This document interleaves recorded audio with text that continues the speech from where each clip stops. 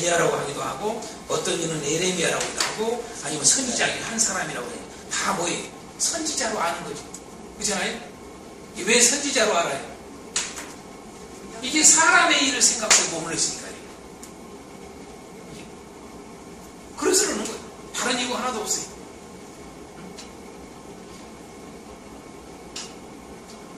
사람의 일, 육신의 생각이 여러 것에만 있다 보니까 예수님을 결코 몰라요.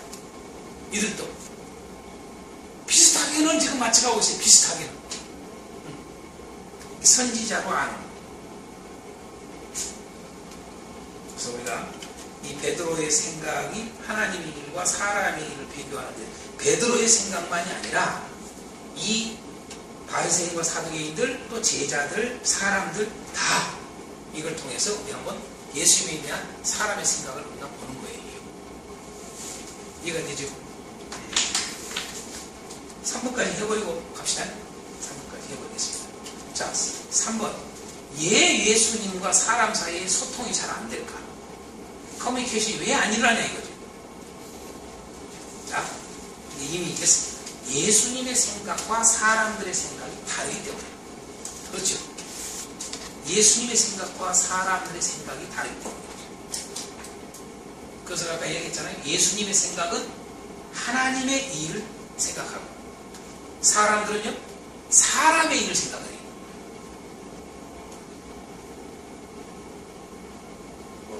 이 말하니까 사람이 생각하죠. 그럼 뭘 생각해요 목사님? 할 말 없어요.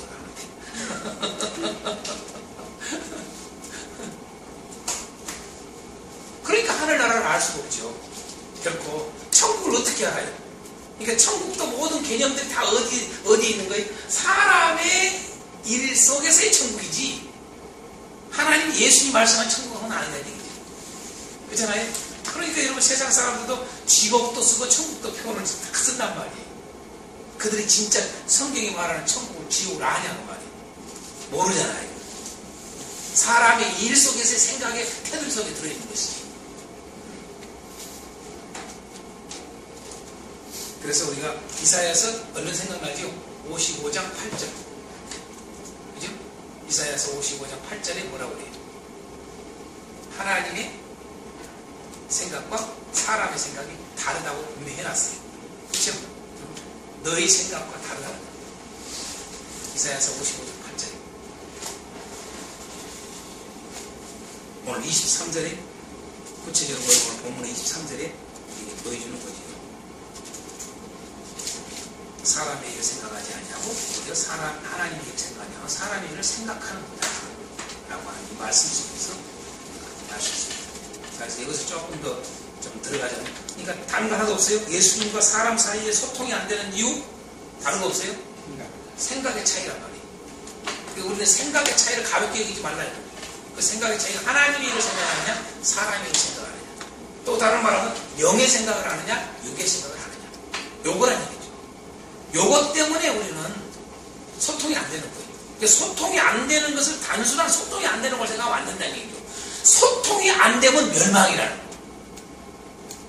예. 네? 하나님과 예수님과 소통이 되면 그것이 사는 거예요. 생명이 그게요. 이게.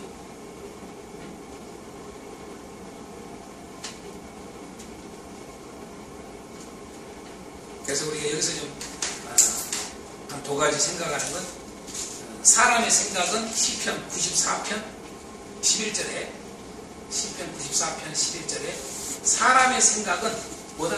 이렇게까지 허무하다. 허무해. 이게 사람의 생각은 유익이 없어요. 결코. 근데 우리는 사람의 생각을 칭찬을 해요. 제가 아까 얘기했지만 음란하고 악한 세대라고 해버린다니까요. 이게 더 나아가서 사단이라고 한다는 말이에요. 사람의 일을 생각할 때 그걸 사탄화했다는 걸 우리가 꼭 기억하자.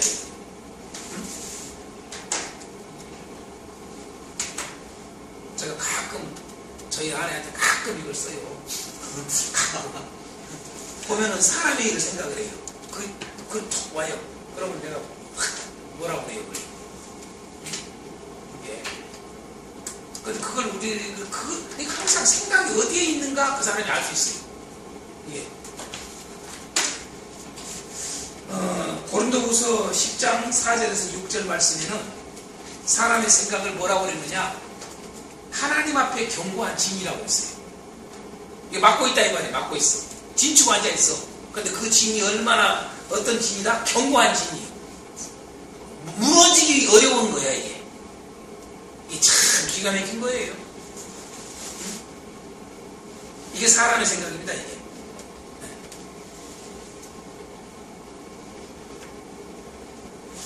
참고로 잠언 24장 9절은 그런 말씀이 있어요. 미련한 자의 생각은 죄다라고 딱 되어 있어요. 미련한 자가 뭐예요? 여러분, 이게 사람 생각하는 거예요, 이게요. 이게 미련한 자. 또 다른 말로 하면 악인. 왜 아까 악한 세대라고 그랬느냐? 왜 음란한 세대라고 그랬느냐? 이걸 연결을 다 이제 시킬 줄 알아야 돼요. 그냥 지나가는 말이 아니에요, 이게. 여러분 잘 알다시피 로마서 8장 6절은 뭐예요? 육신의 생각은 사망이니라 이렇게 나온 거예요. 그렇죠? 영의 생각은 생명과 평안이고. 그래서 사람의 생각이 바로 여러분 죄요 사망이요 이건 끝난 거예요.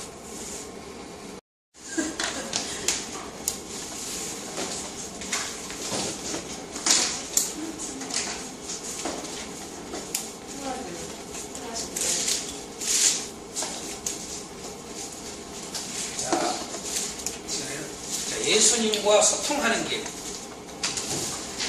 소통이 왜 안 되는가를 우리가 이제 알았습니다. 그러면 과연 소통을 어떻게 해야 예수님과 소통이 되는가? 그걸 우리가 한번 보겠습니다. 두 가지로 나옵니다. 두 가지. 예수님과 소통하는 길, 예수님과 커뮤니케이션이 될 수 있는 것 뭘까요, 첫째? 네?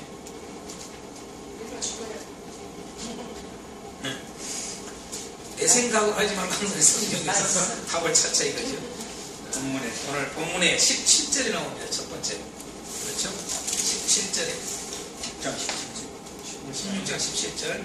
그렇죠? 자, 이를 내게 알게 한 이는 혈육이 아니요 하늘에 계신 내 아버지시니라. 다들 이렇게 예수님을 모른단 말이에요. 소통이 안 된다는 말이에요. 예수님을 몰라. 모르는데 시몬 베드로가 그냥 알아였다. 이게 소통이거든요. 예수님을 안다는 말과 같은 거죠. 예수님과 안다. 예수님과 소통되는 거. 이게 뭐냐? 첫 번째 볼까요? 이 말씀 듣고 있어. 하나님의 은혜로. 그렇죠? 아버지께서 그렇게 나오잖아요. 내 아버지시니라. 하늘에 계신 내 아버지시니라. 하나님의 은혜. 그러니까 어떻게 16절에 주는 그리스도시요 살아계신 하나님의 아들이십니다라고 하는 이 말을 할 수 있냐 이거예요. 이게 소통 아닙니까 이게? 이게 엄청난 사건인데 사실 이게 다들 모르잖아요. 몰라. 예수님이 그리스도시고 하나님의 아들이신 것을 몰라요 이게. 그렇게 구약에서 약속해왔던 그 그리스도, 곧 하나님의 아들, 이걸 모른단 말이에요. 그러니까 우리는 지금 쉽게 그냥 안다고 생각을 하는 거죠. 이게 쉽게 안다고 생각을 해요.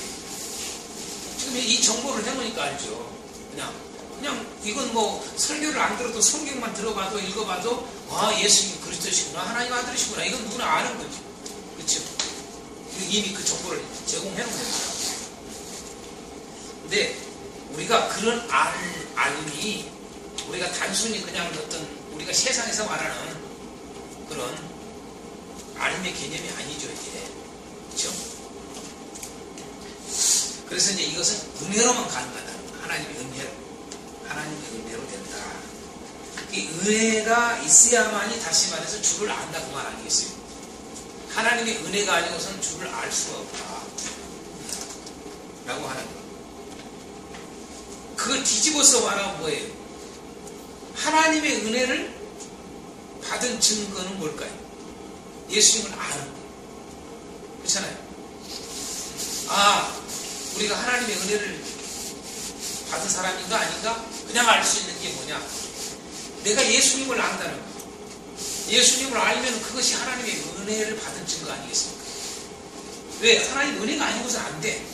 절대 사람의 어떠한 생각으로 안 된다. 이것은 이제 우리가 참고로 요한복음 1장 12절에 이게 나오잖아요. 그렇죠? 영접하는 자, 곧 그 이름을 믿는 자들에게 하나님의 자녀는 권세를 줬으니 이는 이렇게 나오잖아요. 혈육이란 말이 나오잖아요. 혈통으로 되는 게 아니라 사람의 뜻으로는 혈육으로 되는 게 아니라는 거지. 혈통으로 되는 게 아니라 어떤 육신의 어떤 그런 것으로 사람의 생각, 어떤 이런 걸로 되는 게 아니라 이거지. 그래서 사도 요한은 하나님께로 난 자냐 이렇게 표현했다 이 말이죠. 하나님께로 난 자가 예수님을 영접한다. 예수님을 믿는다. 사도 요한도 예수님을 믿는다는 개념이 뭐냐? 예수님을 안다라는 개념으로 했단 말이에요. 그래서 아는 것이 곧 영생이니라. 17장에서 이렇게 나오잖아요. 마찬가지예요. 아는 것. 예수님을 아는 것. 그 말이 곧 예수님을 믿는 것. 그러니까 안다라고 하는 개념이 믿는다라고 하는 개념과 같이 쓰고 있다는 거죠. 하나죠, 하나. 그냥 우리 관념적으로 아는 것은 아니라 믿는다라는, 안다라는 개념이죠. 예. 그래서 하나님의 은혜로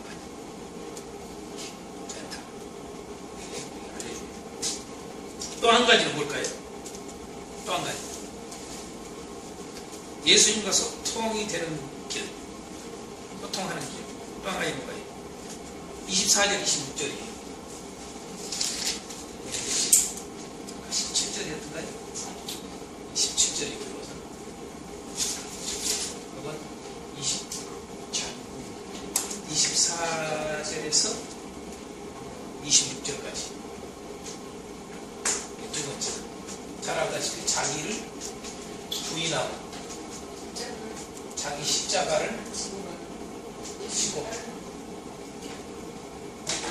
주를 쫓는 것. 그렇죠? 주를 쫓는 것. 그걸 이제 26절까지 다 해서 내가 해놓은 이유가 있어요.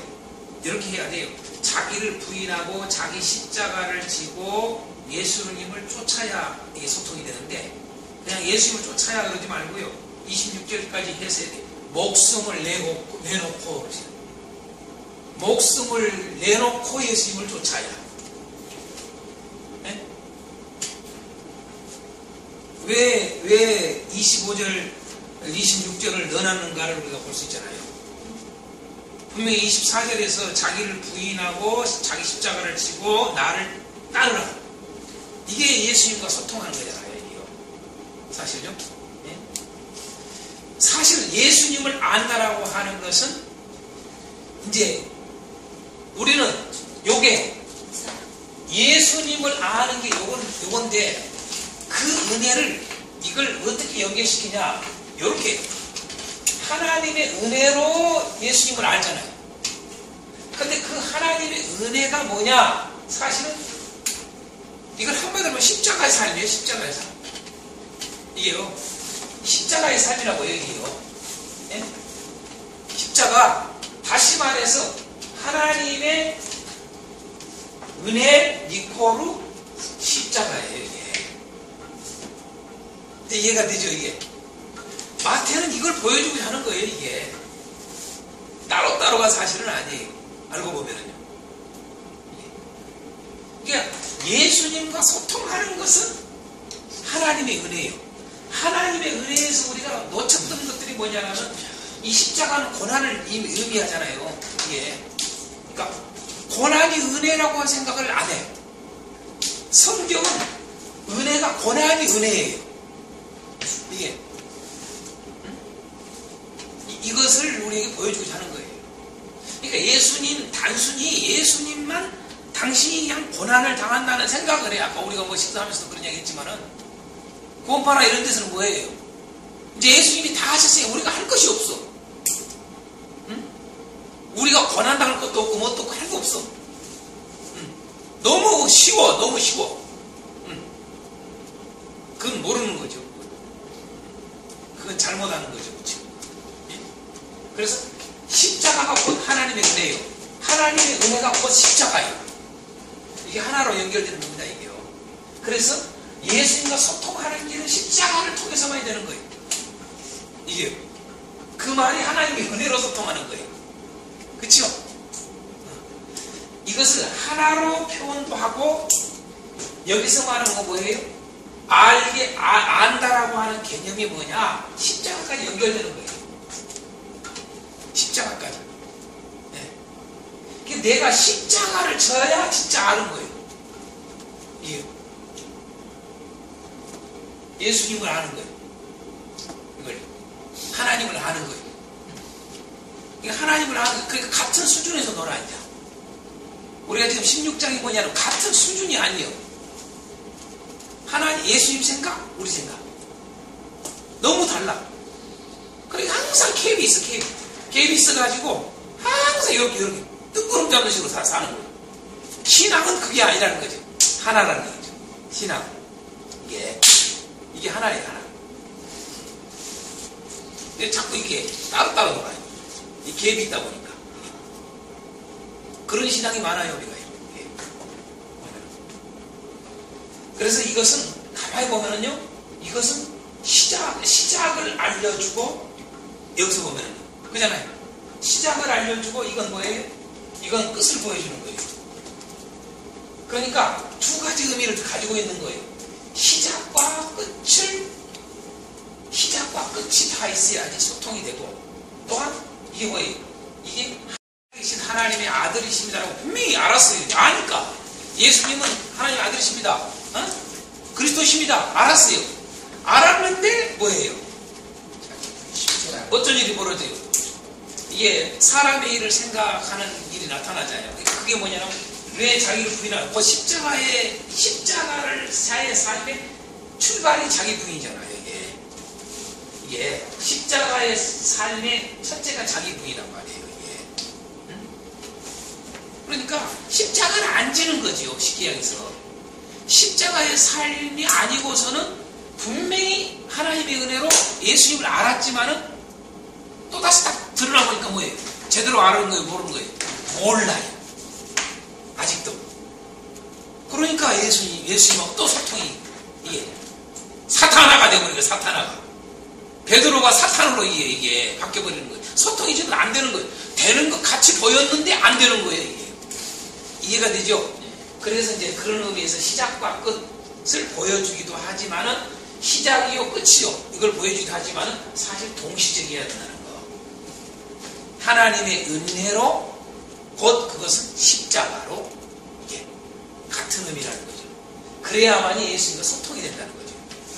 그걸 우리에게 보여주는 거예요. 이게. 이해가 되죠?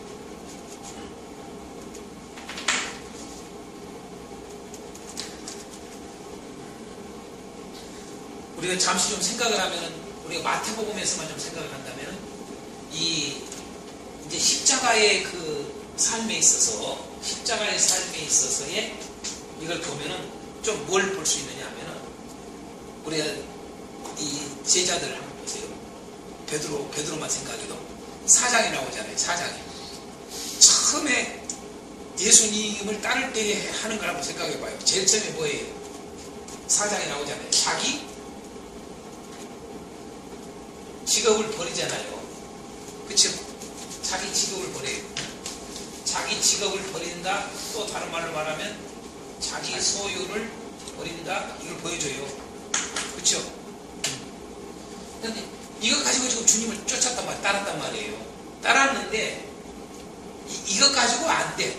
이것 가지고도. 이건 아주 무진장 기본적인 모습이죠. 이게. 여기에 이제 우리가 오늘 본문에 뭐예요? 자기를 부인하는 것까지 나온단 말이에요. 그쵸? 그쵸? 예. 주님과 소통하는 길. 예. 주님을 정말 제대로 안다는 것. 무엇인가? 예. 예. 그 말은 천국을 제대로 안다는 것과 연결되는 거죠. 천국을 제대로 안다는 게 뭐예요? 예.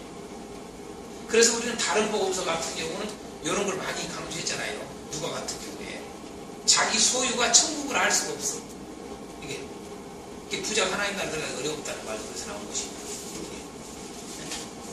그래서 비록 그 부자와 거지 나사로 이야기 속에서도 부자는 뭐예요? 분명히 자기가 아브라함의 자손이라고 그래요. 혈통적으로. 그러니까 자기는 다 하나님 나라 들어갈 줄 알아. 근데 아니잖아요. 왜? 이것이 버리질 못해. 오늘 우리에게 주는 교훈이 크잖아요. 이게 참 교훈 큽니다. 자기 소유를 버리지를 못해. 보면은 4장에도 그렇고 또 9장에도 그렇고 우리가 마태복음 4장 9장에도 그렇고 뭐예요? 제자들 예수님께서 부르실 때 버리잖아요. 다 자기 직업 버리잖아요. 소유 버리잖아요. 다 버리고 쫓았다. 베드로도 그렇고 요한도 그렇고 9장에서는 마태 이야기 나오잖아요. 마태가 부름받는 내용 나오잖아요. 다 이게 버린단 말이에요. 이걸 버렸는데 지금 오늘 16장에 와서는 뭐예요? 그것까지는 안 되잖아요. 자기 부인이 나오는 거예요. 자기 부인. 그래서 이런 부분들을 좀 생각할 필요가 있어요. 그럼 자기 부인이 아까 뭐라고 그랬어요? 이게 사람의 생각. 이게 육의 생각. 이게 사람의 생각, 사람의 일을 생각. 그렇죠? 사람의 생각, 사람의 일을 생각하는 것. 육의 생각. 우리가 여기서 조금 더 생각을 해볼 필요가 있어요. 갈라디아에서 보면은 5장 24절에 우리가 그런 말 하잖아요. 우리 그리스도인을 표현하기를. 정과 욕심은 십자가에 못 박은 자들이라고 표현하잖아요. 그렇죠? 이 정과 욕심.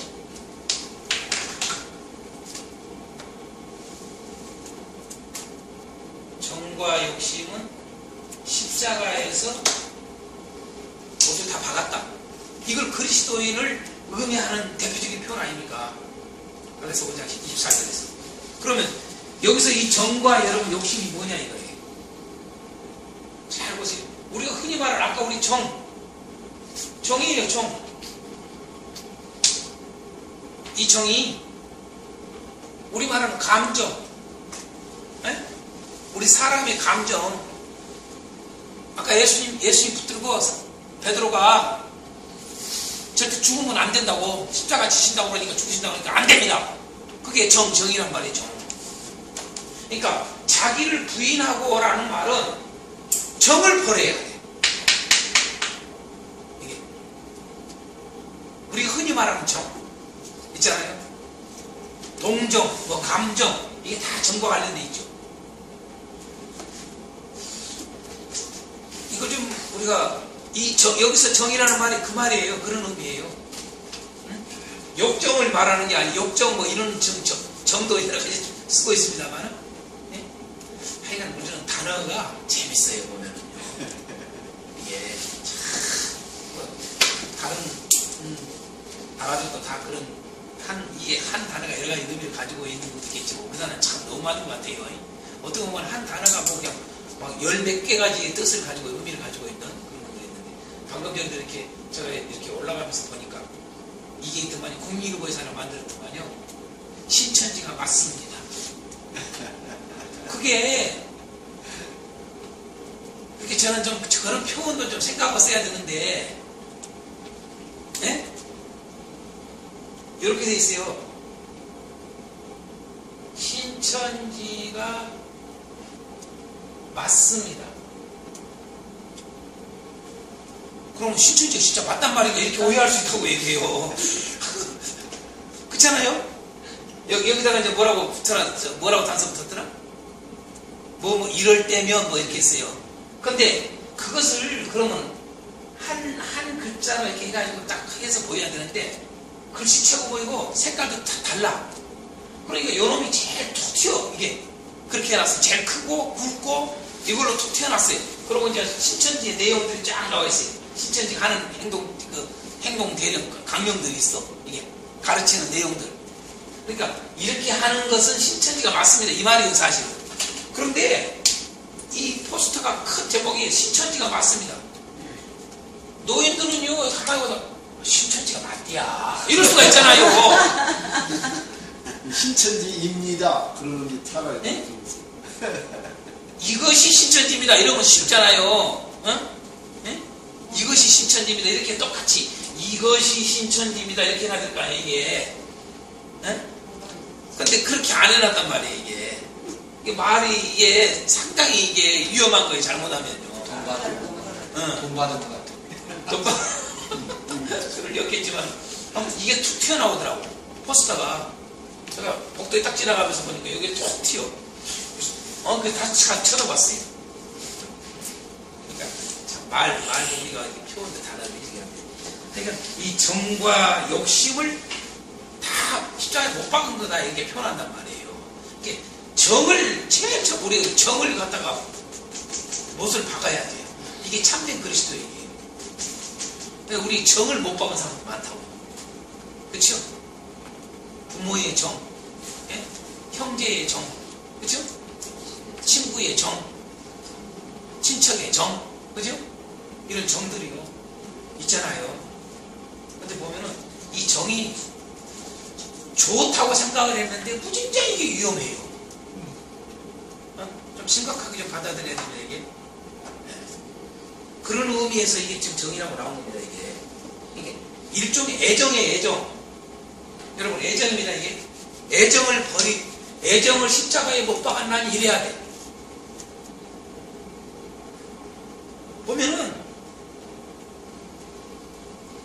십자가보다 신앙생활을 애정으로 하는 사람이 있어요, 애정으로. 이게. 보통 보면은 여러분요, 할아버지, 할머니들이, 손자들을, 애정이 얼마나 저기예요. 그죠? 그게. 그러니까, 애정이 사람 잡아주게요. 가만히 보면요. 애정이. 좀 심각하게 생각합시다, 이거. 정과 욕심, 우리는 너무 쉽게 알아, 그냥. 너무 알아. 정과 욕심은 십자가에 못 박았나니. 그러는데, 이걸 심각하게 생각한 적이 없어. 이게 자기 부인, 여기 나온 건데, 이게요. 이게, 애정, 감정, 그 말이. 이게. 그대로. 이제 욕심은 알다시피 뭐, 욕심은 정욕, 욕망, 뭐 이런 것들이죠, 이게. 욕심이. 그걸 버리는 거라요. 그래서 자기 부인은 누구다.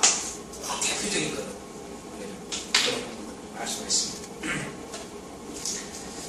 27절 말씀에서 이런 말씀이 있습니다. 오늘 16장 27절 말씀에 인자가 아버지 영광으로 그 천사들과 함께 오리니 그때 각 사람이 행한 대로 갚으리라. 그래서 각 사람이 행한 대로 갚으리라는 말씀. 이 말씀 속에서 우리가 또 하나 분명히 배워야 될 게 뭐냐면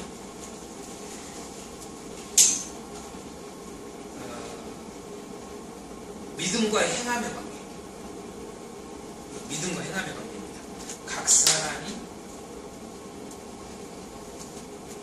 행한 대로 갚으리라. 분명히 뭘 강조해요? 행함 강조하잖아요. 그렇죠? 행함 강조하는 게 안 합니다. 행함 강조하잖아요, 이게. 그러면 우리가 여기서 이 믿음과 행함에 대한 관계를 고민을 좀 해야 돼요. 이런 부분들을 볼 때에. 왜 그러냐면은 칼빈주의 신학적으로 하는 사람들은요 완전히 행함을 뭉개버려요. 행함을 이야기하면은 무슨 이단인 줄 알아. 내가 가서 하는 소리예요. 우리 칼빈주의에서 이 행함을 너무 무시를 해가지고요, 칼빈주의 하는 사람들이 어떤 일들이 많으냐면요, 내가 구원파하고 다른 파가 뭐가 있냐나 그래요.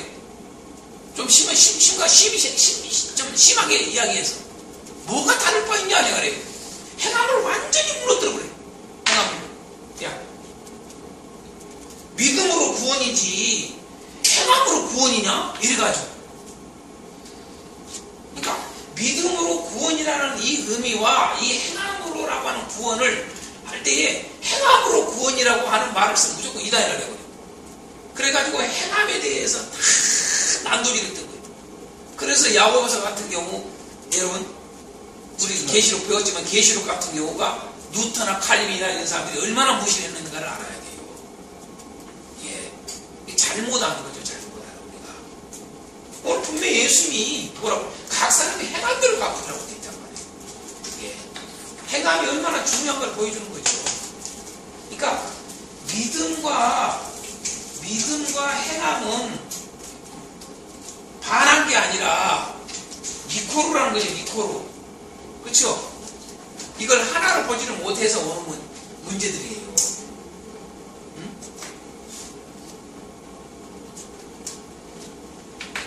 그러니까 믿음 전에의 믿음이 필요가 없는, 믿음은 소용이 없어. 오직 우리의 행함을 통해서 돼. 예? 그런데 왜 믿음을 강조했을까요? 이것 때문에 이것이 온 건 아닙니까? 이것 때문에. 이것이 온전하게 행하지 않으니까 이게 온 거 아니에요. 쉬운 말로 말해서. 맞아요, 안 맞아요? 네? 아니, 우리 죄의 출발이 어디서 와요? 행함에서 오잖아요. 손 아까 따먹었다, 이게 행함에서 오잖아요. 이게. 네? 그러니까, 행함이 결정을 지어버리는 거예요, 다. 근데 그 행함을 결정 짓는 것을 스스로 행해서는 될 수 있는 힘이 없어, 이제. 이게, 우리가 흔히 말하는 자기의 6절, 뭐, 요한계시록 22장 12절, 이런 말씀들이 다 있잖아요. 그래서 우리가 알 수 있는 것은, 결론은 이렇게 될 수 있어요. 행함이 심판의 기준이다. 이렇게 말할 수도 있고요. 믿음이 심판의 기준이다. 이걸 동시에 써야 되는 얘기죠. 예, 같은 말이라는 얘기죠. 믿음이 심판의 기준이다. 그 말이나 행함이 심판의 기준이다. 이 말을 같이 써야 되는데 꼭 제가 강의할 때 보면은요, 이 행함을 이야기를 하면은요, 칼빈주의를 했던 사람들은 들고 일어나요. 목사님, 그러면 오직 믿음으로 구원이라고 그랬지 행함으로 구원입니까? 막 따져요 또. 그러니까 이 관계성을 이해를 못하는 거예요. 오히려 이제 이렇게 알미니안주의 쪽으로 신학을 하신 분들은 전혀 그게 없어요. 또 그게 참 있습니다. 보면 지금도 그래, 지금도 이게 이런 일들이. 성경은 이걸 두 개 다 니코로 해서 보여준다. 이래야 하나가 된다라는 거예요. 그래서 사실 믿음이라고 하는 것은 올바른 행함을 위해서, 그렇죠? 올바른 행함을 갖게 하는 거죠. 믿음이라는 게. 이 믿음이 절대적인 거죠. 믿음은 당연히 따르는 게 뭐다? 올바른 행함이 따른다, 이 말이죠. 그런 얘기 보여줍니다. 이게 좀 구분 지을 게 뭐냐면, 믿기 전에 행함, 믿기 전에 행함, 그거 가지고는 구분이 안 되죠. 믿음 후에 행함, 말이 좀 이상합니다만은, 하도 이제 그것 중에 하니까.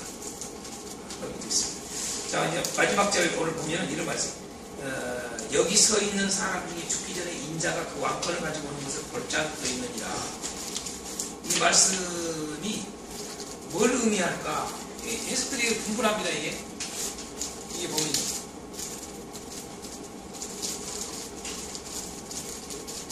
진실로 너희에게 이르노니 여기 서 있는 사람 중에 죽기 전에 인자가 그 왕권을 가지고 오는 것을 볼 짝을 또 있느니라. 이랬단 말이에요. 이걸 가지고 의견들이 분분해요, 아니요? 그쵸? 뭘 의미할까요? 그 뒤에 나오는 변화산 사건을 의미하는 아닐까요? 네. 어떤 분들은 현재 그 뒤에 지금 일어날 때 예세오에 일어날 사건, 지금 현재 이 변화산에서 예수님이 보여준 이 영광, 그러니까 예수님이 그 변형된 모습의 이 영광은 말 그대로 인자가 왕권을 가지고 있는 이 모습을 보여주는 거 아니에요. 예, 그러니까 그 사건이다. 그렇게 말하는 분들도 있고, 또요. 네? 또 어떤 사람들은요,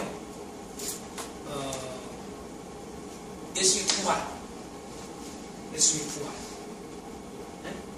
죽으셨다가 다시 살아나시고 부활하시고 이 사건을 가지고 말하는 된다. 또 어떤 사람들은 성령을 보내신 사건. 예. 성령 보내신 사건이 왕권을 보이잖아요. 예수님 성령 보내시잖아요. 사도행전에 보면요. 왜? 누가복음 마지막 24장에 분명히 예수님께서 성령을 보내주실 것을 이야기하거든요. 예수님께서. 또 마지막으로 뭐예요? 예수님 재림하실 때. 그럼 이제 재림하실 때를 이야기를 하면은 이게 말이 또 안 맞잖아요.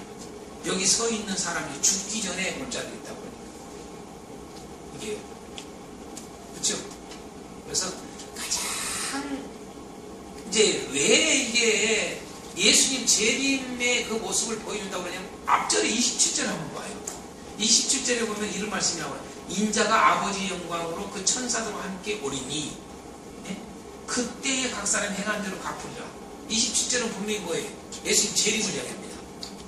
27절은 예수님 재림할 때 모습을 정확하게 이야기해 주는 거거든요. 그럼 28절은 뭐냐? 28절에서의 그 왕권을 가지고 오는 모습.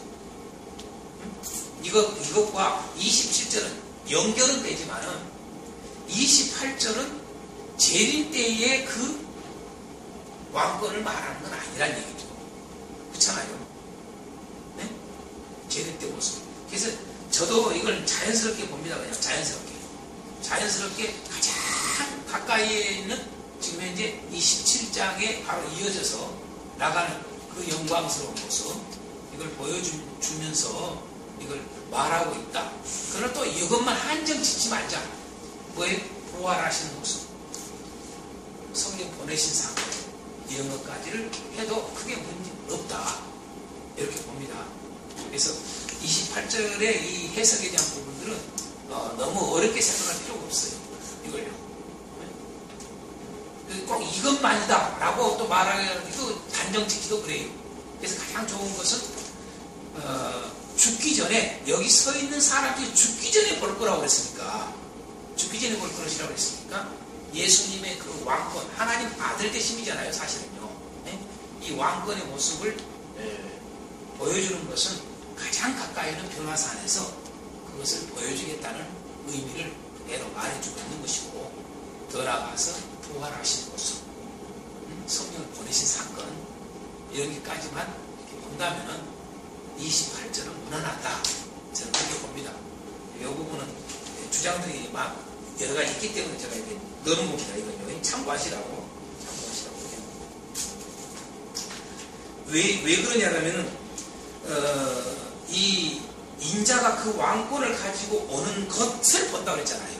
인자가 그 왕권을 가지고 오는 것이라고 하는 표현을 이걸 그대로 마가복음에서는 뭐라고 그랬냐면 하나님 나라 그랬어요. 하나님 나라. 그대로 이 내용을 마가복음 9장 1절에서는 하나님의 나라가 권능으로 임하는 것을 표현해놨어요. 마가복음에서는 이 내용을요. 네? 그러니까 하나님의 나라가 권능으로 오는 모습, 지금 변호사 사건, 그렇죠? 또한 뭐 성령을 보내는 사건, 뭐 이런 거, 그렇죠? 뭐 부활한 사건, 이런 거 아니에요?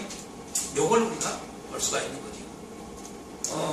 누가복음에서도 분명히 뭐라고 그러냐면 하나님 나라라고 해놨어요. 이 왕권을 하나님 나라.